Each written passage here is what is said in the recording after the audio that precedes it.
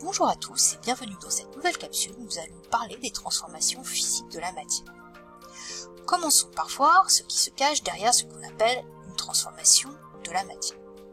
La matière est un mélange d'espèces chimiques appelées systèmes. Nous voyons tous les jours des phénomènes dans lesquels la matière se transforme. Un clou qui rouille, un glaçon qui fond.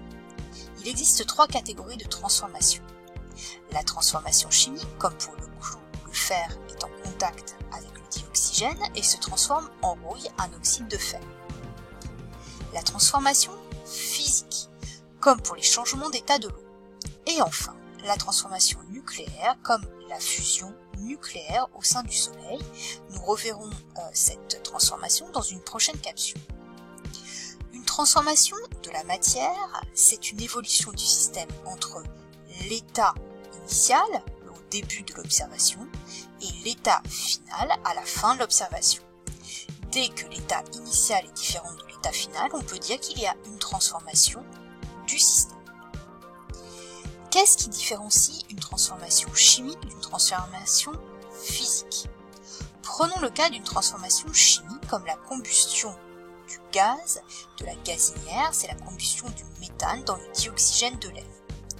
Au cours d'une transformation chimique, des espèces chimiques disparaissent, c'est ce qu'on appelle les réactifs, et d'autres sont formés à l'état final, ce sont les produits.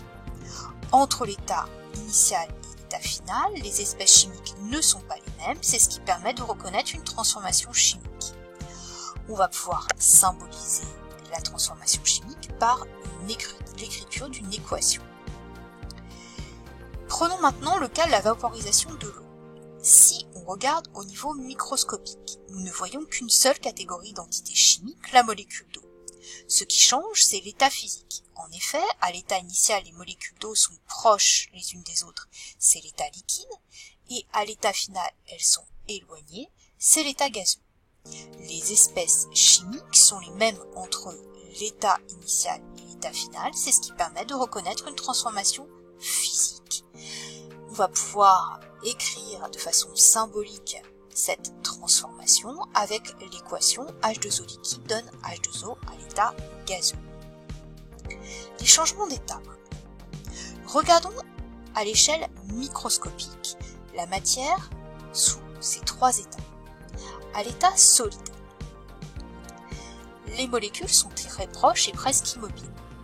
À l'état liquide, elles sont proches et ont un mouvement désordonné. À l'état gazeux, elles sont éloignées et ont un mouvement désordonné. Le changement d'état d'un corps est la transformation physique qui fait passer une espèce chimique d'un état physique, solide, liquide ou gaz, à un autre état. C'est par exemple le cas de la fusion de la glace où l'on passe d'un état solide à un état liquide.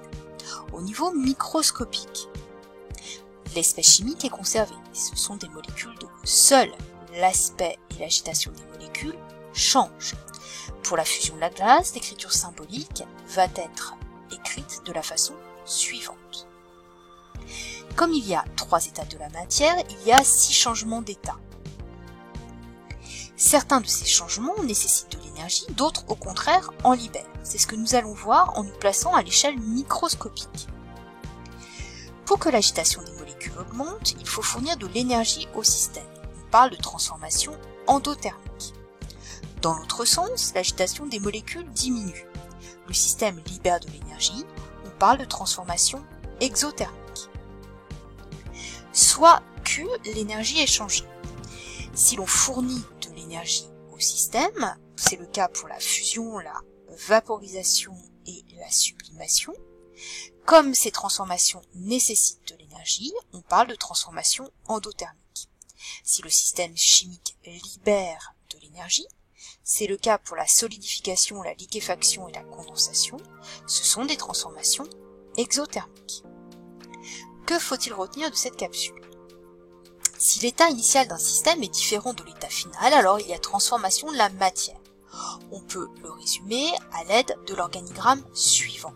S'il y a conservation de l'espèce chimique, on a une transformation physique.